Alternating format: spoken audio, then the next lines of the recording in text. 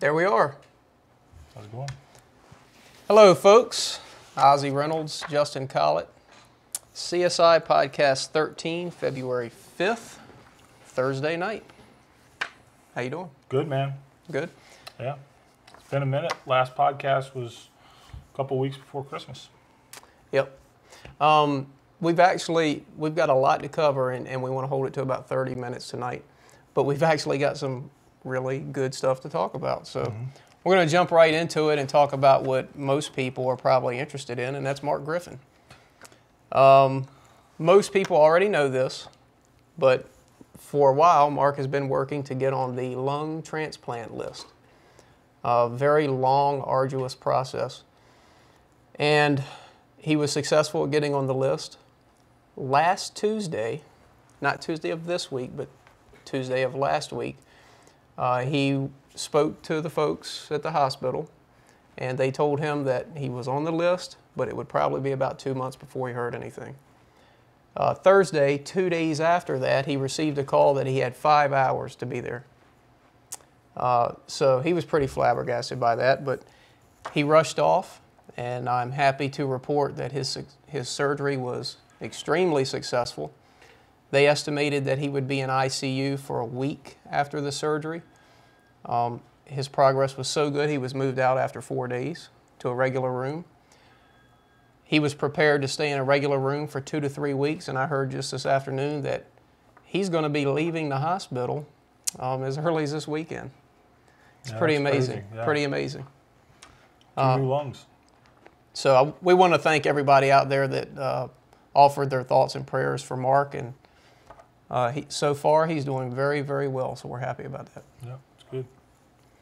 All right, so let's talk about our upcoming events. We've got a pretty good one this weekend. Justin will actually be there along with a couple other guys from the office. The 19th Jay Swanson Memorial 9-Ball. That field is limited, I couldn't believe this when I first heard it, 192 players. Yeah. This is in a pool room, Hard Times Billiards in Bellflower, California. 2 days. 2 day, it's a weekend event with 192 players. Well, we didn't get 192, did we? Well, we don't have it yet, but it's filled up the last 2 years. Yeah. So, and we're taking on-site sign-ups. I think right now we had about 145, 150 players signed up. 146, I think. Is that what you said? 146? Yep. Going to be a good event, all played on 9-foot tables. Justin will be there to stream. Jay Helfert will be commentating. It's going to be crowded. It's going to be packed. It'll be a good social time. And that's what that tournament's all about. So if you're anywhere near Bellflower, California, come on out and check out the Swanee. Right after that, Justin, we're going to Reno. U.S. Bar Table Championships. Reno, Nevada. This is the 22nd U.S. Bar Table Championships at the Grand Sierra Resort and Casino. Beautiful place. February 16th through the 22nd. 3 divisions, 8-ball, 9-ball, and 10-ball. Not in that order. It's actually 10-ball, 9-ball, then 8-ball. Yeah. And hot off the press, we've released this. We put out a press release, but all 3 divisions of this tournament, and I'm excited about this, are going to be USA Team Moscone Cup points events. So what that means is the top 32 players in each division will earn points on American players will earn points based on some sliding scale that Matchroom Sports will develop. And we don't know what that is yet, or we would have released it. Have they released what they did for Derby yet? Not that I've seen. Okay. So I think they're still debating that, but the top 32 players from each division, that's all 3 divisions, will earn points. And based on a slate of however many events they come up with through the year, the top 3 American players in that points race will earn a spot on the USA team. And that's pretty cool. The other 2 will be wild card selections from their captain, Mark Wilson. So we're excited about that. But that did create some debate. So let's talk about it. What's that? The internet, man. Oh, yeah, the internet. Yeah, you can debate anything, right? It did create some debate, and I will say that it's a fair debate. It's a conspiracy. Everybody knows that. The debate is, events played on 7-foot tables be Moscone Cup points events when Moscone Cup traditionally is a pro event, always played on 9-foot tables? So some of the criticisms have been a lower skilled player could earn a spot on the Moscone Cup team because it's played on easier equipment. We shouldn't include 8-ball or 10-ball in a points race to decide who gets on a team that plays 9-ball. Another criticism has been for the U.S. Bar Table Championships that the field's mostly made up of amateurs.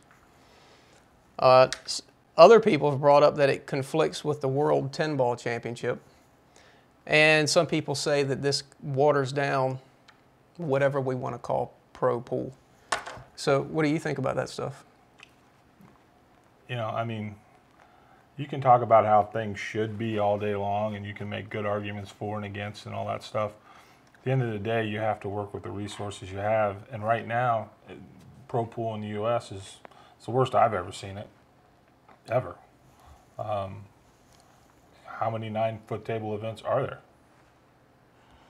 3. You're going to have 3 points events? events? 4.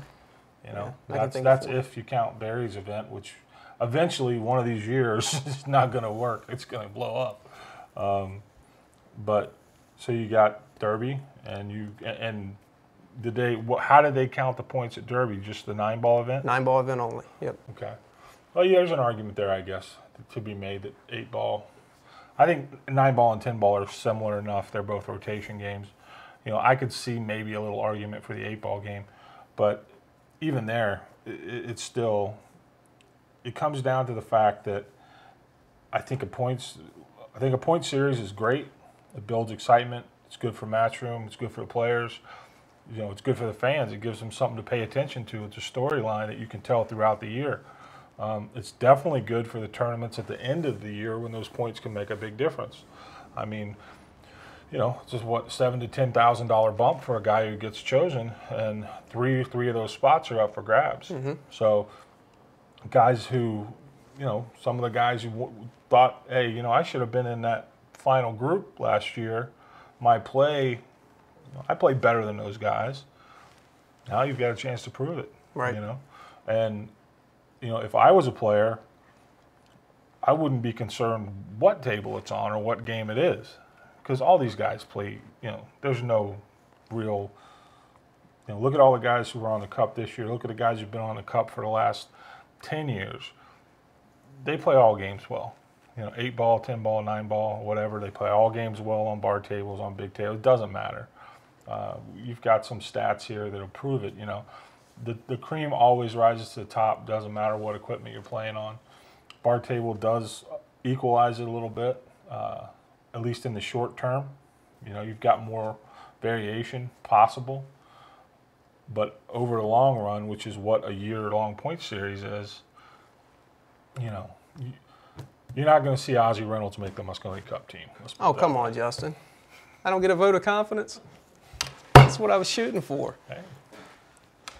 No, you know, Justin, I agree completely. I made some notes here because I would die without notes, but there are some supporters out there. It's not all bad press. In fact, I think it's about 50-50 on AZ Billiards right now, which usually means it's a great thing. Yeah, well, you always hear more from the negative side than you do the positive. Oh, sure. I mean, it's vastly, I don't know, there has to be someone at some point had to have done an equation and figured it out. But, yeah, you're always going to hear more negative than positive online. Some of the supportive comments were that, hey, a vast majority of pool played in the United States is on 7-foot tables. Yeah. There's no argument there. Another is you got 2 of the largest pool promoters, arguably in the world, working together, collaborating for some type of tie-in for the players. I think that's fantastic. Larger fields, lots of players. Mm-hmm. People have opportunity, which is some of the criticism we took for the smaller field invitationals. Mm-hmm. And, you know, this might be kind of the pie in the sky type of a comment, but I believe this really gives pool a chance to be seen by a broader audience, to be played by a broader audience. Yeah, I mean, something else just popped in my head as well is, I mean, one of the most popular, successful sports in the world, and especially in the United States. If you look at NASCAR, they'll go from 1 week at a super speedway with a 2.5 mile oval to Bristol, that's, you know, a damn bull ring that's, you know, what, a half a mile or whatever it is. And then, you know, they'll go run a road race in California. But so there's something to be said there, I think, for a little something for everyone. Variation. You know, it's, yeah, in a perfect world, if there were 20 big money events all done on 9-foot tables with top production, and then we would have what would be known as a tour, which we haven't had in 20 years. Yeah, it'd be awesome. And you could do that, and you could say, look, this is what we're going to do. But that's, you know, that doesn't exist. So you work with what you got, and I think the bar table events, you're going to draw more people to pay attention to them because that's what they know. And, you know, our YouTube channel bears that out. We've got almost 150 videos on our YouTube channel. Majority of those are match videos. The top 10 at any given time has never not been bar table videos. 10 out of 10. That's crazy. And we've got some amazing. Killer big table matches on there. Yeah. It even beats what I would consider one of the biggest matches. You did, Tar, so you'll probably disagree with the statement, but I think the Shane Copigny match last July was enormous. I think it was enormous to a lot of people. Yeah, it wasn't a race to 100. No, not that. It's just a lot of people don't know who Co is. Well, that's a factor too. Yeah. I mean, the people. It was big for people who knew who Co was. The only thing with those matches is they get lost in the shuffle. Whenever you're doing one thing at nationals, it's just there's so much stuff going on. Yep. Even for the viewers at home, you know, it's like it's easy for things to get lost. Same thing with the Derby. You know, Derby's exactly the same way. You know, But you know, the point I made to people, Justin, and you just hit the nail on the head, was one, our YouTube videos, the 7-foot table events dwarf the 9-foot table events. Also, look at the participation. Well, and that's not just on the CSI channel. The TAR channel has been going since 2007. So you've got a much larger data size, sample size, of videos that have been up for years and years and years. And we saw that for the last several years. It shocked the hell out of me when I first noticed it. And it's the same thing there. We've got U.S. Open 10 balls there from 3-4 years ago, you know, all that stuff. But you go and you look, you run the summaries of every year, and it shows you your top 10 or 15 videos. You know, bar table, Efren podcast. Right. You know? Right. So, where do you think Cute Kitten would fall in there? You'd kill them all. Look at participation. You hold a tournament over here with 9-foot tables. Hold another one right over here with 7-foot tables, and tell me what your participation numbers look like. Well, we talked about it, man. I mean, at the end of the day, you know, I was a 9-foot guy. I mean, I spent 7 years doing 9-foot events. I think we did 1 or 2 bar table things in that whole time with TAR, but, you know, it's just after a while you beat your head against the wall, and you come to a conclusion that, you know, when 95%, you know, I mean, look at everybody's playing on bar tables in this country. Places with 9-foot tables are closing, so even if you want to play on it, I know a lot of people, you know, say, I'd love to play on 9-foot tables, but I can't drive an hour and a half to a pool room that's got them. Yeah. You know, I passed 20 places that's got bar tables. Yep. Now, and here's the thing, though. There's 2 exceptions to this. California, New York City. So you get very vocal people from both camps. Right. California and New York City, I think there's 1 diamond bar table in New York City. Maybe 2. I can't remember the name of the pool room. Schulman's place. But, God, that's killing me. I can't remember the name of that joint. But, so, you know, they're and even they're 8 foot sometimes. Some parts of the country are 8 foot.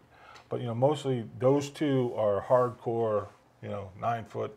We don't play on any bar table, anything like that. Yep. And you got some good players from that area, and you get some vocal camps from that area. But you get outside of that, in the middle, like in the Midwest, man, that's where bar table monsters are bred. But, Kansas, Indiana, Ohio, all that stuff. You hold a bar table tournament, you'll get 80, 90 people on a weekend at a local tournament. You hold a big table tournament in a room that actually still has big tables, at least in a lot of parts of the country I've been in, you're lucky to get half. Yeah. I think this whole debate, there are a couple people on AZ Billiards that I thought made very, very good comments. And I've cut a lot of it out because it was a little bit long, and even after I cut it out, it's still a little bit long. But I wanted to read it because it sums it up better than I think I could. The first one's from Mike Page. These are not stats, Steven, so don't flash stats up on the screen. But he says 7-foot tables and their role in the future of pool. 2014 U.S. Bar Table Championships had top players including Shane Van Boning, Corey Deuel, Skylar Woodward, Justin Bergman, Collett, Mora, Shaw, Appleton, Homan. He goes on and names a lot of players. A few top U.S. players have an I don't do bar tables attitude. They should stuff that mindset in the same place that Deshane stuffed his I don't do one pocket attitude, because he finished very high in the one pocket event and he doesn't even play one pocket at Derby City. Many of the old attitudes come from bar tables with slow cloth, dead and inconsistent rails, large cue balls, and players that don't respect the game. But so much of this has changed. Here's another reality. You can fit more of them in a given space. That's a big deal. And when you can do that, top players have 3 swings, which is a consequence of being cost effective and placing more tables into space. If you want to have a single tournament, you can get away with even longer races because you have more tables. It's also great when amateurs and regional shortstops can play with the pros. Think about that. When a player you've never heard of from a small city in the middle of nowhere shows up at the U.S. Open 9-ball or the U.S. Bar Table Championships, that player seems unbeatable to many players back in their home city. The fact that their guy is in the event competing with pros is a big deal to them. That local interest in their hometown hero is a big deal and a little pack of seeds that grows interest in pool. We need more of those events. The fact that this is a Moscone Cup points event is fantastic news. It means somebody is paying attention and has some ideas about what's good for pool. That was from Mike Page, Fargo Billiards, North Dakota, I believe. Mm-hmm. And I thought it was very well put. Another one is from a guy, his screen name is Floppage, and he uses the analogy to running. I know nothing. The other thing, the interesting thing is this guy's coming from the point of view, he's not been a pool fan for the last 40 years. He's relatively new to the game, so it's interesting to see his point of view. This one I'm getting ready to read, yeah. Because, I don't mean to interrupt you, but that's one thing on the pro side of pool. Did you see the photograph? That it was a video. Kelly Isaacs posted it, and they panned the crowd at Derby. I did not see it. They look around. It's 95% male, and probably, I'd say probably 98%, 99% male, and probably 95% over the age of 35. Mm-hmm. You ask anybody in the world, unless you're selling luxury cars or retirement property. Not a good demographic, is it? That is not where you want to be. Right. That's a bad sign. And Justin's right. This next post, and it's a little bit shorter, but it's from a guy that is relatively new to pool. He was introduced to it not too long ago. And apparently he knows a little bit about competitive running, which I know nothing about. And I'll admit I haven't verified what he says here, but I'll take it at face value. He says, in the early 90s, and I cut a lot of his comment out just to make it brief. In the early 90s, the hardcore runners hated that the marathon was becoming a bucket list event for newbies who didn't really care about the sport. The hardcore runners resented them But the bucket list runners paid for the bulk of the industry and kept a few major marathons in the black even when the economy tanked. Hardcore pool players don't like the idea of playing on 7-foot events where amateurs get to play and might actually win a match. However, sponsors and event promoters would like to see more of those people show up. They buy things like cues, shirts, chalk, etc., and spend money in the hotel and bar, and in general, drop a lot more cash than the pros. This is the part I found real interesting, this next comment. And you guys, listen to this and think about it for a minute. I did not want to watch pool before I played it.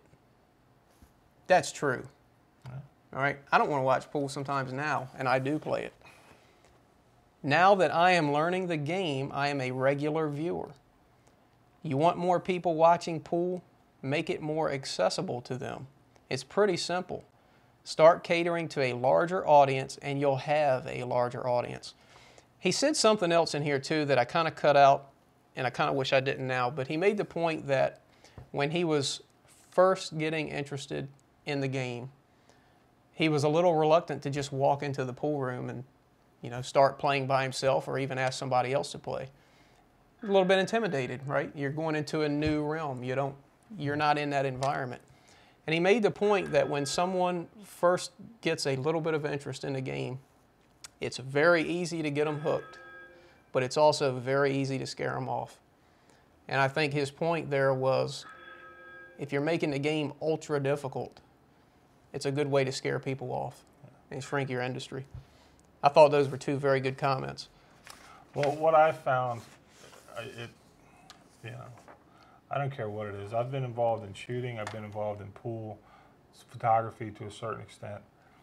And it's the same no matter where you go, and I suspect it's the same. It sounds the same in running. But that is, you get the diehards, the AZ Billiards poster, okay? The guys who've supported the game, the players, their whole lives. So that colors their perception. And people talk about, oh, we need more people, we need more people. Well, in order to do those things, to get more people, and I'm one of those guys, I've always said with pool, be careful what you wish for. Because if it ever does do that, it's not going to be the game you like now. Right. It's going to be different. It has to be different, And in the gun world, we're seeing that now.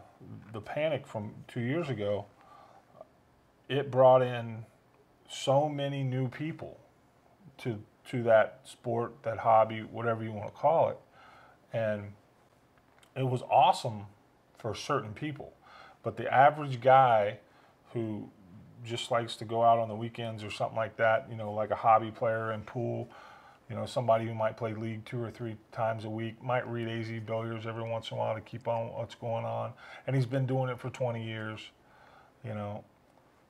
It's when you get that influx, it's like, ooh, I don't like that. That's different, And I think the pushback we see now from stuff like with the bar tables and what Moscone Cup did last year by naming, they went a different direction, and I think they were brilliant when they did that because they had to change directions, Right. And that was a clear and concise way for them to do that.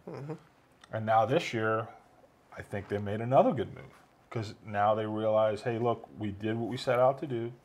Now, we're going to do this points event. It allows more players a shot.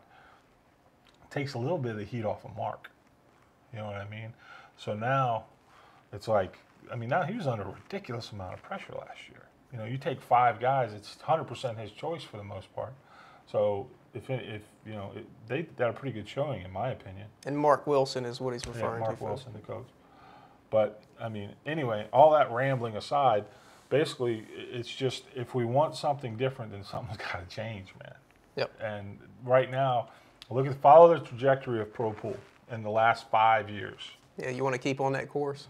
There's really not much farther to go. And think about this, okay? If that doesn't keep you up at night, what's it going to look like 10 years from now? Greg Sullivan's not going to be doing the Derby when he's 80. Barry's going to bust out sooner or later. Hopefully the Derby keeps going with Diamond. But, you know, the one thing all of these events have in common is they're tied generally to one person. You got Mike Zuglin with the Joss events, you know, and the casino. So if either one of them changes their mind, those are gone. You know, the Open's going to go sooner or later, probably sooner than later. So that's bleak, man. It don't get no worse than that. You're right. So instead of trying to beat our head against the wall and going, God, somebody's going to have to lose $30,000 for us to have a pro tournament this year, because we got to do it on 9-foot tables and we got to add $25,000. You know. Yep. Let's see what happens if we go a little different direction. And I want to address this notion that a low-skilled player could show up big on a bar table event and earn his way into the Mosconi Cup team. Well, I think that'd be amazing. Well, you ever heard of a guy named Chris Moneymaker? Nice last name, though. Yeah, he's the guy who won the World Series of Poker on ESPN. Well, let's talk about that. Created the boom. And we could debate whether that would be a good or a bad thing, and I would imagine it would be 50-50 right down the line. You're never going to get an A player is going to win a spot on the Cup, but what if a guy like Jeff Beckley went to all the events? You know, I mean, if the guy can win, he can win. Just because he's not considered a pro, I don't think that's, you know. Well, the argument is. Well, I know. I'm just saying. I don't think that's an argument. You know. Well, I agree with you, but I want to look at some stats. So let's go back to Mike Page. Mike Page, Fargo Billiards. A lot of people know about Fargo ratings. It's a rating system that he developed, and I think he's actually even improving on that as we speak. But I asked him. Actually, he sent me some data unsolicited. And I asked him to massage it a little bit more and send it back, and he gave me permission to use it. So he took his Fargo ratings, which is a mathematical formula based on wins and losses in lots of different tournaments. So let's take a look at a couple graphs that Mike Page developed. Okay, so what you're seeing here is 3 graphs. The one on the left, top left, is 9-foot table events only. Then on the right, you have 7-foot table events only. Can you tell people how he got where these numbers, what this data is? Yeah. So he's gone in and manually taken data from a lot of different tournaments. The 7-foot table only events he took from our U.S. Bar Table Championships over the last, and I hope I'm not wrong about this, over the last couple years, I think. The 9-foot table events, I believe he's taken data from U.S. Open 9-ball, Turning Stone, basically anywhere he could get the data. Big tournaments around the country. And he did this to compare the players' performances on the 2 different tables. And does it really change all that much? Well, as you can see, it does not. You have exactly the same 8 guys at the top of the chart. And their position amongst each other, a couple of them jockey back and forth, but it doesn't really change all that much. Yeah, the biggest movement, if you look at that chart, is Thorsten goes from, what is that, 1, 2, 3, 4, 5. He goes from 6th to 3rd. So, I mean, Homan actually does better on 7-foot tables and 9-foot tables. I think that's the biggest jump of anyone on the chart anywhere. But, and that's surprising to me. You know, he's classically a big table player. So, you know, the cream's always going to rise to the top. Now, a lot of people out there will say, well, this is Fargo ratings. You're not going to use Fargo ratings to determine who gets on the Mosconi Cup team. That's data, though. It's data, and I think it validates what we assumed. But I went a step further, so I went back and looked at the top 8 finishers of the last 3 U.S. Bar Table Championships in all 3 divisions. So let's see what that looks like. Okay, so top 8 finishers, all 3 divisions for the last 3 years is on the left. And I don't know what point system Matchroom is going to use, so I just made one up for the purposes of having some numbers. And I said if you finished first in a division, you get 100 points. If you finish second, you get 90. If you finish third, you get 80, and right on down the line. Don't know what they'll do, but that at least gives us some numbers to work with. I totaled everything up over 3 years. When you do that, I've highlighted the top 3 American players. Does it look like a shortstop gets in there? Yeah. Now, yes, you will have what some people consider a shortstop win an event here and there. Look at 2012. Jeff Beckley wins the 8-ball event. Stan Tarango wins the 9-ball event. Let's look at 2013. I don't know. Chris McDonald finishes 5th, 6th in the 8-ball. All right, these are guys that you may not have heard of, and yeah, showed up big in that spot. Over the course of numerous events, they don't make the team. No. Okay, and if they did, trust me, they earned it. Right. Look at those. Look at that field of players. I mean, you have Warren Kiamko, for example, way down on the list. Yeah. Okay, these are guys that can play pool, but still, the data shows that yes, there are some players that will perform better on 7-foot tables. And to me, that's the beauty of this 7-foot table of this series is, yeah, you know, your chances are you're I mean, anybody that says, you know, it's people just don't like it, so they're making stuff up. Sure. But, you know, the beauty of the 7-foot table is that, yeah, the cream always is going to rise to the top, just like it always does. But it does allow for more of the Jeff Beckleys, the McDonalds, the Stan Tarangos, the Glenn Atwells. You know, it allows them to get in there and win sometimes. You know, they're not going to go they're not going to do it every time. You know, yep. But they you know, they're good players, and to me, you know, that's what you need, because if it's just the same 5 or 6 guys, you know, taking the money every time, because right now nobody pays to watch pool. You know, it's not a spectator sport, so you cannot survive in a model like UFC or something like that. I mean, if the UFC was pool, all the fighters would put their money in and they go fight each other for what the entry fees were. You know, it's 2 different things. And so you see people saying, well, you know, this and this. And if it's participatory, the only way it grows is to get more people to participate. So if more people can, you know, feel like they have a chance to either go deeper or they're more competitive, you know, I mean, then in a bar table does that. I agree. And for 2 reasons. One, it's easier.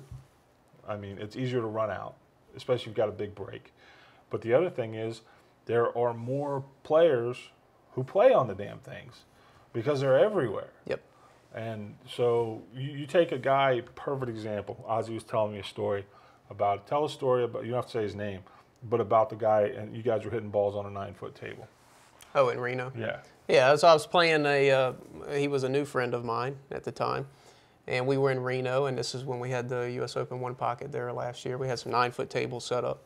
And one night I went down there with my cue, and I was just playing. In fact, I think I was playing with Joe Tucker. But this guy comes along, and I said, hey, come on and jump in and play with us. Skittish. Mm-hmm. No, I'm good. This guy loves pool. Would not play on that table. And I asked him, I said, why not? We're just here having fun, you know. We're not gambling. It's nothing serious. We're just having fun. I don't play on 9-foot tables. He knew. He just banged the ball into the rail. That's not fun. I've heard that over the years so much, man. I really have. Yeah. From the Midwest, you know. I'm from the Midwest, and it's all bar table stuff. Yep. And there are guys, they can play on a 9-foot table. You know, the good players can almost all play on both tables. Mm-hmm. But once again, I've been as guilty of it as anyone, is we get too twisted around the axle about what the pros want. Exactly. Or what the fans of the pros want. Exactly.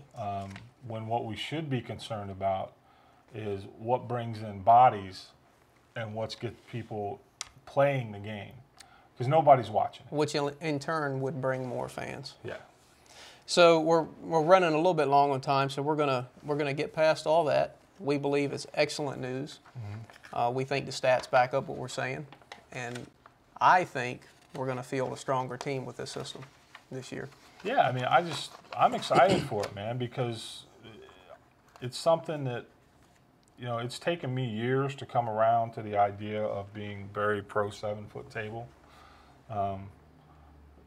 I would challenge anyone to question my commitment to 9-foot tables and pro events,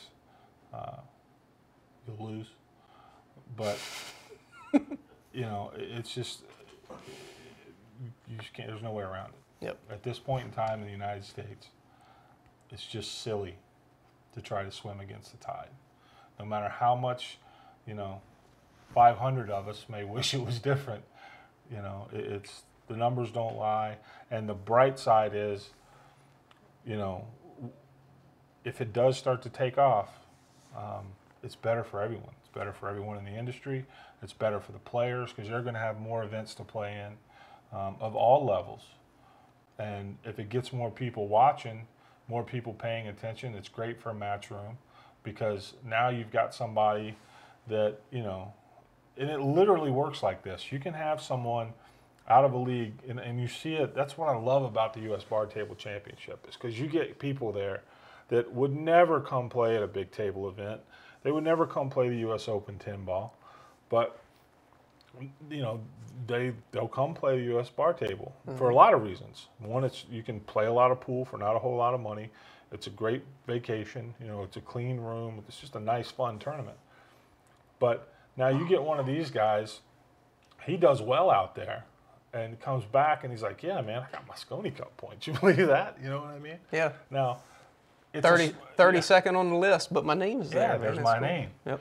Now, it sounds silly and dumb, but say 5 or 10 people go, oh, wow, that's kind of cool, man, Mosconi Cup, huh? And then next thing you know, say those 5 or 10 people watch. That's how you grow something, man. Right. I mean, it is just literally as simple as that. You know, nobody in this sport can afford to go buy commercial time. So that's how you build stuff. I agree. And I think a bar table allows that approach more so than big tables. I agree. So we're going to move into some questions from AZ Billiards, and I apologize, but I'm going to blow through these as quickly as I can. SJD and PHX, which I guess is Phoenix. Yeah. This one can go in a big discussion, but we're not going to do that. So. Is it your intention to continue to downsize pro events? No. I can see the economics of such a move, but won't that be a huge blow to pro pool? I thought you were working towards letting the league part of your operation help fund the pro side of pool. If this is not your intention, won't that pretty much signal the rapid demise of pro pool? All right. That's a lot of questions in one. I made some notes, and I'm going to read my notes, and if Justin wants to comment, he can jump in. Our intention is to grow amateur and pro pool. All right? The industry. Amateurs should be inspired by the pros, and pros should be grateful for the amateurs. Right now, neither is happening. Pool is a participative sport, and currently there are too many differences and barriers. Pros want the conditions in the game to be as difficult as possible to reduce the chance that an amateur could actually win a match, i.e. they want bigger tables, tighter pockets, change the break rules so you can't make the wing ball, etc., etc. Because the conditions in a pro event are so much different and tougher, amateurs won't even try. The result is a small field with added money that cannot be recovered. Eventually, you're left with 2 to 3 events that survive on good fortune alone. Yep. I don't know what else I can say about it. One thing that I see come up over and over all the time, and I think a lot of it, people act like CSI is a big deal in pro pool. To a certain extent, I guess we are, but you also have to look at the fact that Mark has said from the beginning, CSI is not a pro pool company. It's a league. It's a league company that does pro pool because he wants to support the players, but also, there needs to be synergy between the pros and the amateurs. Absolutely. And so I think CSI catches a little too much heat for what it may or may not do, when at the end of the day, if you look at it, I don't consider the U.S. Bar Table a pro event. I consider it an open event. It's an open event, yeah, sure. Actually, CSI, I would argue, did its first pro tournament last year. I agree. That's That would be my argument. People have a tendency to label an event that has a lot of pros in it a pro event. They're open events. And the only reason those events generally ever happen is because they are open events, because the dead money supports, Absolutely right. Puts the prize fund in. Yep. I've always said I think a pro event is for professionals only. That means me and him, we can't enter it. We're not allowed. But so there really is no pro events. I guess the Challenge of Champions and Moscone Cup would be about it. Yep. But so no, I mean I agree with everything you said. It's 100% that there needs to be, a whole lot of coming together and directions changed. Tim Crazymon, will there just be one invitational this summer? To be announced. We have actually made our decision on what we're going to do, but we're planning all the logistics, and it's a lot. You don't just decide what you're going to do on Wednesday and announce it on Thursday. There's a lot that goes into it, but we've made a decision on what pro events we're going to do in July, and that will be announced very, very soon. Have any changes been made to avoid potential controversies like last year? Yes, they have. With American rotation, has any thought been put into using that as a pro series and starting a league system for amateurs? Well, Tim, that was the goal all along, is for that to become somewhat of a, I would call it a smaller scale pro tour/league. It's gaining ground, gaining traction, but interestingly enough, not really amongst the pros, other than a couple. Floppage, same guy that made that earlier comment that I read off. He says, a year ago, Greg Sullivan gave an interview at the Derby City Classic where he mentioned the possibility of getting a larger sponsor like Coors involved if there were at least 4 events per year. What are your thoughts on working with him, but making the events more like the U.S. Bar Table Championships and making them destination events for both pro players and amateur players? Well, it's a couple parts there. I do think that the future of pool is what you call destination events where pros and amateurs play together. It's a participative sport. You need bodies for it to be funded properly. However, I don't think you go to a sponsor and ask them for a charity donation to your event. With sponsorship, there has to be mutual benefit there. They have to get something out of the deal other than, thank you for doing a pool tournament, here's some money. So would that be great? Yes, it would. But we have to be able to show sponsors value for their sponsorship. Right now, that's very difficult to do. Something else that is, I've been going to Derby since 90s. The thing about the Derby is, Greg found this out in Tunica. Mark found it out in Louisville in 2007, that people can only go to so many 8-day-long pool events in a year. Yeah. Now, you got Derby, you got the U.S. Open, you got PCA Nationals, and then that gets most of your guys. And then you've also got, the Super Billiards Expo, which is a big annual event for a lot of people. Those are most of the people, that crew is who's going to go to your derbies and stuff like that.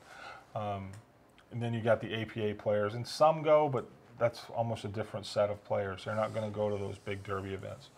But the reason, what Greg's done with the derby, if you set it down on paper and you say, look, this is what I do. I sell out a casino for 10 days. Fill it up. And they're eating, drinking 24 hours a day. Casinos look at that and go, hell yeah, that's awesome. But now you try to do that 4 times a year, once a quarter. Right. You're going to run out of people, man. Cannibalism. Yeah. I mean, you're not, it's just, and if you look, people that have tried to do that, Alan's wife, she tried to do that expo down in Atlanta. I mean, you can just roll it on and on and on and on. Right. And there's different reasons. But that's one of the things that it comes down to. And now U.S. Bar Table, it's a week-long event. It's mainly a West Coast regional event. And the reason these events are so long is because your expenses are set to get there, It doesn't cost very much to stay 3 or 4 days longer once you've got all the stuff there. Right. So and it's more bites at the apple to make money for the promoters and for the casinos. So long story short, the reason why I think that model, you won't ever see it, he's not going to get 4 or 8 day events. Yeah, I agree. Because you don't have the people. Yep. Floppage also says, last year, I like this question. This is a pet peeve question. Last year at the U.S. Bar Table Championships, there were some complaints about pattern racking, soft breaking, etc. Have there been any further discussions about solutions like forcing all players to use the same pattern, racking the 9 on the spot, or other solutions? Justin, you and I might differ on this, but to answer the question, yes, there have been a lot of discussions about those things. I'm usually the dissenter in the office. I think that whole argument's a farce. I think it's a few people at the top complaining about it. And it goes back to my premise earlier. I don't know why in the world we would want to make the game more difficult for the amateurs. Yeah. These are the people that you need at your tournament. Why would you make it harder for those people? And yeah, harder for everybody, but all you're doing is you're widening the gap. Yeah. Why do that?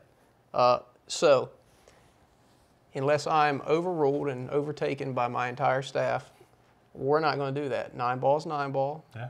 10 ball is 10 ball, and 8 ball is 8 ball. I agree, 100%. I've always been against, you've seen it. Like, I'm going to LA tomorrow, home with a 3.8-inch pocket, and that's terrible for pool, man. It's horrible. It's just, God bless the Dominguezes. I love them. I'd take a bullet for them. But whoever got Ernesto making them little tiny-ass pockets, man, it's just no good. It's good for one pocket. It's good for one pocket. I mean, it's good if I guess it's good if that's what you like. But for God's sake, man, bring in a couple. You want to turn people off the 9-foot pool? Bring a couple of B players on a bar table over there and let them bang some around on that bad boy. See how they feel about themselves after about a half an hour. They may quit pool. Think we lose a couple customers? I mean, that's not to say, like I said, there's balance in all things, man. That's not to say we need 8-inch pockets and, Right. Letting guys rig the rack. I mean, that's not it. But, the rack sucks. There's nothing you can do to fix the rack. Yep. I don't care what you do. I don't think we need to. I think it's fine. I'm of the opinion that you either do one or two things. You have everybody break a set pattern. That's it. Or the way I think Tour de France cycling and UFC fighting should do, do your worst. You want a pattern rack all you want. Knock yourself out. Well, as long as it's a good solid rack and there's no gaffs and you're not twisting it, none of that crap. To me, alternate break eliminates the argument. A guy has a pattern, he breaks it a certain way, makes a wing ball. You know what? You got your turn next. Do the same thing. Yeah. So what? It's 9 ball. Yeah. You don't like that, the next event's 8 ball. Yeah. Well, and the other thing too is, it should be one thing that has to be made clear across the board is what the rules are up front, and that's where a lot of promoters go bad, a lot of players go bad because they don't read the rules. Yep. Another place they go bad is they'll publish the rules, change them, and 3 or 4 people will scream bloody murder.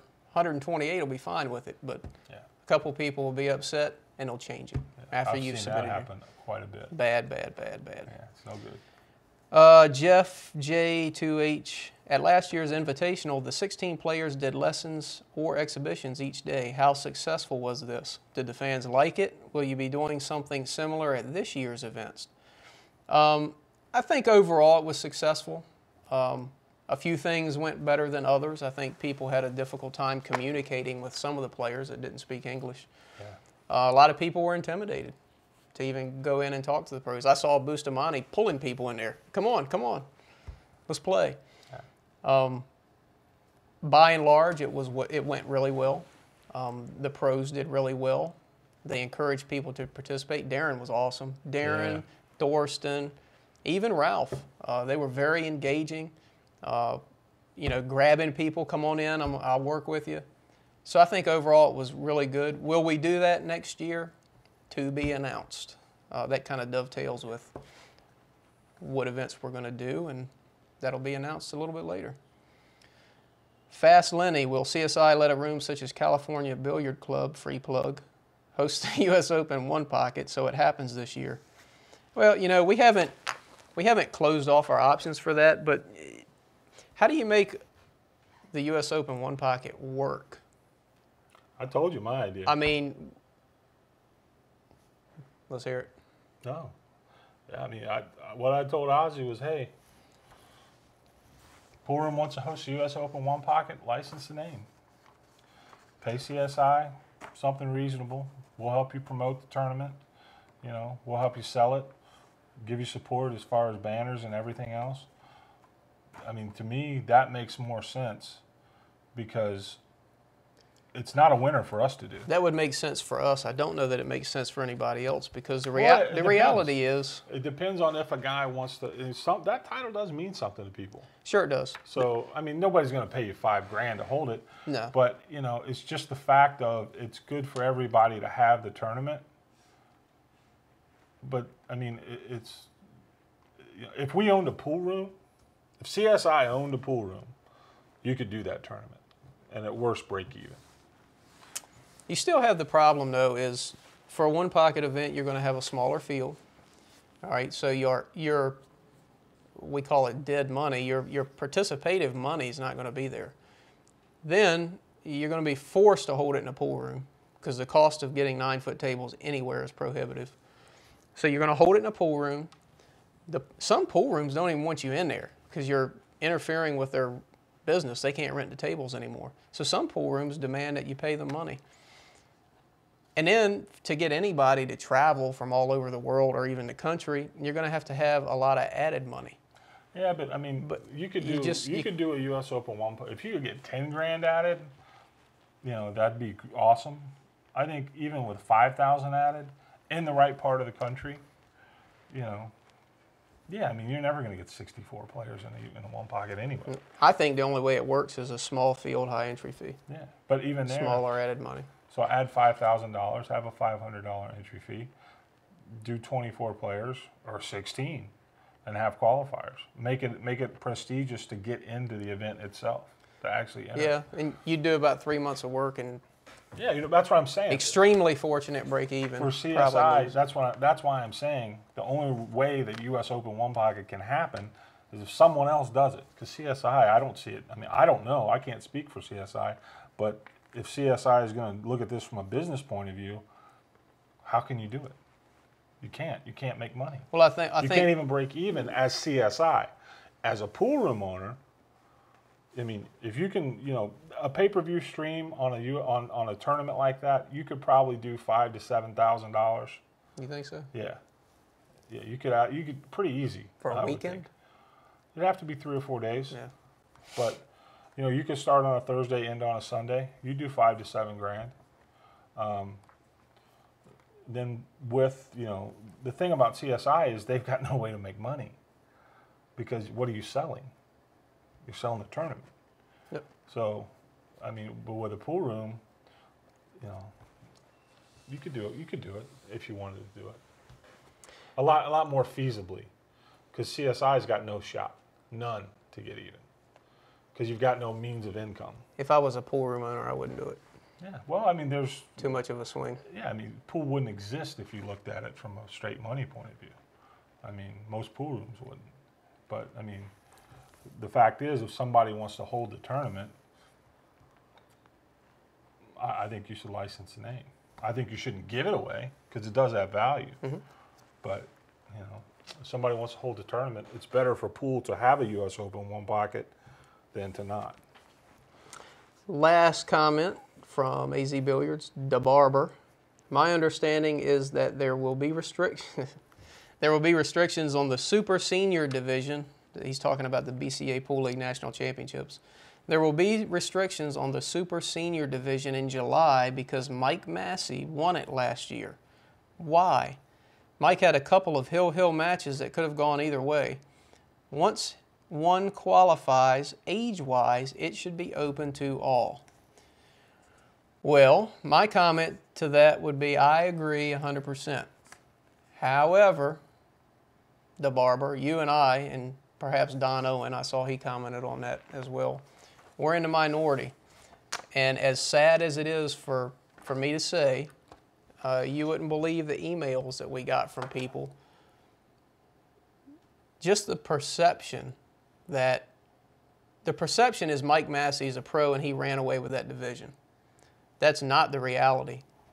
Some guy on AZ Billiards did statistics that prove that he didn't dominate nearly as much as past winners have dominated.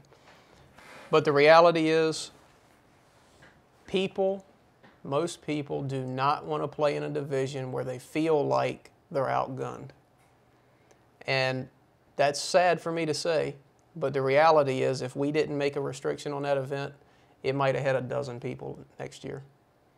So we did what we had to do to make sure the division goes on and everybody can enjoy it.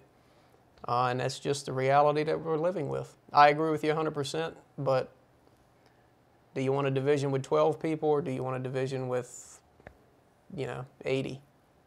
So that was the decision we had to make. That's it for tonight. We went a little long. Any last comments? Good. No? All right. I'll post again when we're going to have another one. It'd be nice to say we're going to do it in 2 weeks, but February is going to be a busy month. Yeah. A lot of travel. We got Swanee coming up this weekend. We got U.S. Bar Table Championships right after that. And immediately after that, Justin, you and I are going to Milwaukee. Wisconsin, yeah. State.